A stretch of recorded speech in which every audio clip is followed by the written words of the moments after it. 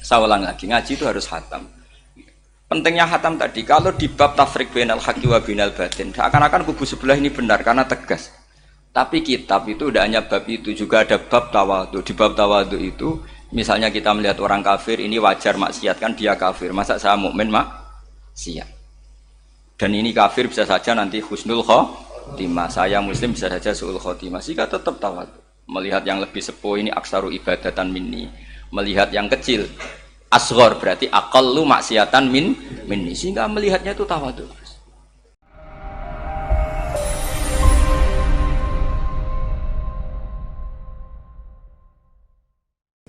Saya punya sekian contoh, makanya tadi saya bilang di sini yang cerita nanti tak baca Arabnya ya tabarruk dengan jamil kalim. Jadi Nabi menyontohkan gini ya, hubungannya Nabi dengan umatnya itu kata Rasulullah ibarat orang punya unta atau sapi yang susah, yang sarodat itu berat. Kalau bahasa sini apa begitu?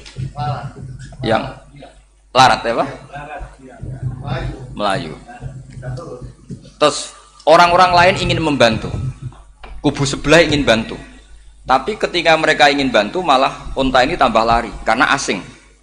Semua selain pemiliknya ini kan bagi unta itu asing. Jadi mau dibantu ditangkap tambah lari karena ini orang asing semua. Ngajinya agak jelas, asalnya agak jelas, tapi mau ikut ngurumat Islam ini asing semua. Akhirnya kata Nabi yang punya unta itu tadi datang, kemudian ngambil rumput, terus unta itu dipanggil, kemudian unta itu ngikuti. Kata Nabi, ibarat saya seperti itu. Kalau saya yang memimpin Islam, saya yang merawat umat saya, maka umat akan mudallalah, akan nurut. Tapi kalau yang rumat kalian, malah Islam menjadi kacau. Kenapa menjadi kacau? Karena tadi nyifati Allah saja salah. Orang Islam baik dihukumi kafir, hanya karena tahlilan, hanya karena manakiban dihukumi kafir. Sekarang inginnya Nabi orang menjadi muslim apa kafir? Inginnya Nabi orang menjadi muslim apa kafir? Muslim. Lalu gara-gara melakukan perilaku tertentu dihukumi kafir. Iya, ziarah wali songo musyrik, nyekel patok musyrik. Katanya minta sama mayit. Padahal saya andekan jadi mayit itu diziarahi sampean enggak seneng. Enggak senengnya karena ya kadang murid itu ziarahi gurunya ya kurang ajar. Masa gurunya dibilang gini, "Ya Allah, in kana muhsinan fazid fi ihsani, wa in kana musian fatajawaz anhu." Kata gurunya, soleh tenan darani ingkana. Makanya saya tidak suka zaman ziarah ke saya, kecuali doanya ditasihkan dulu ke saya. Makanya nggak boleh ziarah itu pada Nabi, bisa murtad kan? Coba itu baca di depan Nabi, murtad gak? Ya Allah kali ini baik maka gini, kalau buruk masa Nabi baiknya ingkana. Lah orang-orang yang menyerang kita kan itu nggak ada zaman sahabat doa seperti itu. Ya mesti nggak ada, mana mungkin sahabat baca itu di depan Nabi. Masa Nabi didoain, ya Allah kalau dia baik maka fazid, maka kalau dia buruk, ya nggak mungkin. Lah mereka nyerang kita itu nggak ada dalam sejarah sahabat. Ya, sahabat kok nahlili Nabi itu gak nabi, mau didoain maghfir lahu. Kan ngenyek kanjeng Nabi itu maghfir lahu. Ya mesti saja sahabat gak akan tahlilan. Yang kabudut itu Rasulullah, bahkan diistilahkan kabudut saja salah. Intaqala ila rafiqil ala. Nah kalau sampai harus ditahlili, kalau enggak yang rokok betul. Amalnya pas-pasan, dosanya berkelanjutan. Kondak gimana? Punya tanah warisan yang hasil ngerebut milik orang lain. Kamu sudah mati, dipakai anak cucumu. Ini berkelanjutan enggak dosanya? Berkelanjutan, berseri-seri. Mereka kalau nyerang kita kan sahabat tidak melakukan itu untuk Nabi, ya nggak mungkin lah sahabat mendoakan itu pada Nabi, kan nggak mungkin. Coba kalau kamu jadi mayit, terus kamu gurunya, terus ada murid kamu bilang Allahumma in kana muhsinan fazid fi ihsani wa in kana musian fatajawaz anhu. Mesti kalau kamu bisa bangun. Ya Allah, cong meyakini saya soleh itu masih ingkana. Kalau guru saya soleh, maka kalau guru saya buruk, maka itu kan taklek namanya, Pak. Itu kan kurang ajar. Loh, saya tidak pernah doa gitu di depan Pak Hamid Pasuruan, tidak pernah. Saya kalau doakan bangun ya tidak pernah gitu. Allahumma ali darajati fil jannah gitu. Saya nggak pernah, ingkana nggak pernah. Karena andekan itu saya juga sama kok. Cuma kalau ada orang doa di Mbah Mun gitu ya karena orang lain ya tak biarin. Tapi saya tidak bilang amin, ya biarin aja sudah. Tapi kalau santri sarang nggak usah lah doa ya apa? Ingkana. Masa meyakini solehnya gurunya kok nunggu apa? Ini bukan ijazah, ini marah ini. Jadi pelurusan ini. Saya ulang lagi, ngaji itu harus khatam. Pentingnya khatam tadi, kalau di bab tafriq bainal haqqi wa bainal batin, seakan-akan kubu sebelah ini benar karena tegas. Tapi kitab itu tidak hanya bab itu, juga ada bab tawadhu. Di bab tawadhu itu, misalnya kita melihat orang kafir, ini wajar maksiat kan dia kafir. Masa saya mukmin maksiat? Dan ini kafir bisa saja nanti husnul khotimah. Saya muslim bisa saja su'ul khotimah. Sehingga tetap tawadhu. Melihat yang lebih sepuh ini aksaru ibadatan minni. Melihat yang kecil asghar berarti aqallu maksiatan minni. Sehingga melihatnya itu tawadhu. Jadi kalau di bab tawadhu semuanya orang itu mungkin. Nah di sini Rasulullah SAW mengajarkan ketika malaikat Jabal bilang Muhammad orang yang mendustakan kamu saya tungkepi gunung biar mati semua. Kata Rasulullah saya berharap keluar dari tubuh mereka min aslabihim dari keturunan mereka orang-orang sing mukmin. Sudah karuan kafir saja Nabi tidak berhenti berharap. Jangan-jangan nanti keturunannya mukmin dan itu betul. Kita tahu Abu Lahab punya anak Darrah itu mukminah. Abu Jahal punya anak Ikrimah juga mukmin. Dulu Walid bin Mughirah musuh besarnya Rasulullah punya anak Khalid bin Walid. Sekarang orang-orang yang abangan nggak hafal Quran, kadang anaknya hafal Quran. Lewat program PTPG, kadang hafal Quran malah anaknya nggak hafal. Makanya kalau pas wisuda sampai bingung.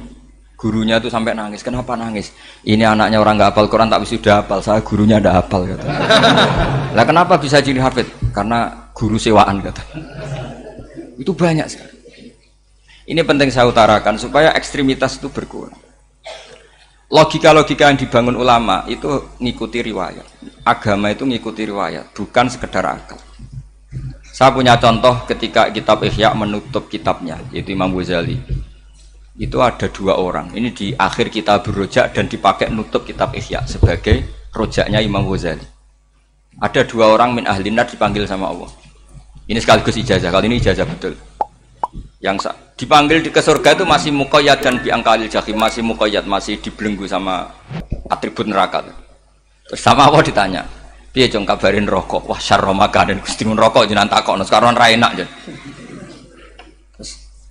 Terus kata Allah, ya sudah kamu kembali ke sana karena kamu memang orang fasik. Itu lari, semangat mau ke neraka. Ini ijazah. Semangat disuruh kembali ke neraka itu semangat lari. Allah tanya, "Loh, Jong, kenapa kamu semangat?" Ya Allah, saya ini sudah kapok. Dulu ketika di dunia kamu perintah, engkau perintah saya tidak semangat. Maka kali ini jenengan perintah saya semangat. Karena saya sudah kapok. Setiap engkau perintah saya ada lari semangat ke neraka. Nah barokahnya semangat masuk neraka ini kata Allah ya sudah kamu di surga saja. Maka ijazah nanti kalau ada pengumuman silahkan masuk neraka kamu harus lari sekencang-kencangnya. Karena itu perintah Allah apa? Yang ketika kita di dunia kalau diperintah males-malesan. Kalau kamu diperintah sholat subuh jamaah kan males-malesan. Dan itu menjadi kita masuk neraka. Sebagai kafarah itu ya Allah karena ini perintah engkau saya tidak malas-malasan lagi wis ngembaliin rokok lari semangat Allah akhirnya haru dimaafkan panggil lagi sudah di surga saja barokahnya semangat masuk neraka. Nah ini ijazah ini ya diterima ya. kok enggak semangat terima ya. Yang kedua enggak sudah kamu kembali ke neraka pelengahan gitu enggak semangat Allah dilihat terus enggak semangat. Kenapa kamu toleh? Ya Allah, saya tidak pernah ngira ketika engkau manggil saya ke surga, kemudian engkau kembalikan lagi ke neraka. Ya sudah di surga saja, barokahnya husnudzon. Jadi ini ijazah, kamu milih dua itu, milih yang mana terserah. Artinya apa? Logika kamu itu tidak mesti masuk apa yang dilakukan oleh Allah Subhanahu wa Ta'ala. Itu logika kamu kan tidak masuk, tapi Allah yaf'alu ma yasha. Ini penting saya utarakan. Nah tapi orang-orang ekstrim itu maunya nyifati Allah dengan status yu'adzim, yantakim, jabbar, kohar. Sifatnya Allah Ta'ala itu 99. Kenapa apal kamu hanya satu? Jadi tetap saja menghadapi fenomena seperti ini tetap laisa laka minal amri syai'un aw yatuba alaihim aw yu'adzib. Sehingga setahu saya Mbah Mun, Mbah Hamid Pasuruan, guru-guru kita, habaib yang alim-alim itu melihat tamu macam-macam ya dilayani semua. Karena ini ngadepi fenomena sosial yang semuanya tidak jelas. Kalau nggak jelas apa? Ya kita bisanya berharap karena afdolul ibadah itu intidharul farad. Kalau belum Islam sekarang kita harapkan nanti. Kalau bapaknya enggak kita harapkan anaknya. Kalau anaknya belum kita harapkan cucunya. Karena agama ini limangka nayarjuwo hawal yaumal akhir. Agama ini bagi yang terus berpengharapan, bukan bagi yang putus asa. Ini yang penting saya utarakan. Jadi apalagi Allah sudah punya rencana tadi, yang goblok-goblok di pedalaman Dayak bikin masjid, yang pinter-pinter ramen lomba untuk sangu, untuk umroh. Kira-kira memberi sama mendapat pahalanya keren mana? Memberi. Tapi tidak usah jadi goblok. Goblok tidak usah direncanakan, sudah terjadi. Jadi makanya saya bela karena sudah terjadi gitu. Tapi tidak usah direncanakan. Nanti terus wah goblok aja cara Gus Bak gak apa-apa ndak. Sudah kadung ini cuma kita itu iman ya. Jadi karena yang pinter itu yang jumlahnya tidak banyak. Ini kita bully saja. Karena kamu bully pun tetap mulia kan orang pinter ini. Tapi kalau orang goblok gak dibela habis dia. Yang pinter, buat dikritik kayak apa kan tetap mulia kan? Lah yang muji sudah banyak, saya ngeritik saja lah. Ini tidak akan jatuh. Tapi yang goblok ini kan nggak ada yang bela. Saya sebagai umatnya Rasulullah, pecinta umat Rasulullah tak bela, tenang saja. Ada hikmahnya apa? Hikmahnya orang goblok. Betul loh, saya itu sering ketemu dokter, ketemu profesor tuh nangis. Tak tanya kenapa nangis. Bapak saya itu petani, saya di Jogja sampai jadi dekan, jadi rektor. Tapi saya sekarang rektor. Anak saya sekedar SMP naik itu sudah senang. Nggak dengar kabar ketangkep BNN sudah senang. Padahal saya ini ahli metodologi. Ternyata pinter bapak saya. Karena bapaknya tadi hanya petani bisa menjadikan anaknya profesor. Tapi profesor tidak mesti bisa jadi. Anak saya naik SMP aja sudah senang. Karena Allah ingin membuktikan pinter kamu itu tidak ada artinya di depan iradatullah. Di depan apa? Iradatullah. Supaya orang tunduk. Lu coba yang jadi ulama tabi ini tuh rata-rata abnaul mawali, anaknya budak yang dimerdekakan. Karena Allah seperti itu. Ada yang tokoh yang tadi zuriyatam ba'duham empat itu harus kita jaga. Saya termasuk orang yang ditakdir punya mbah-mbah alim itu juga harus dijaga. Yang enggak alim peluangnya masih banyak, banyak sebanyak-banyaknya. Asal tadi lewat jalur sregep dan kalau bodoh ngaji saya nanti. Tak ajari robbana ma khalaqta hadza napa badi. Karena ayatnya gitu, min dzurriyyati Adam wa mimman hamalna ma'anu wa min dzurriyyati Ibrahim wa Israil. Terus terakhir ditutup wa mimman hadaina wajtabaina.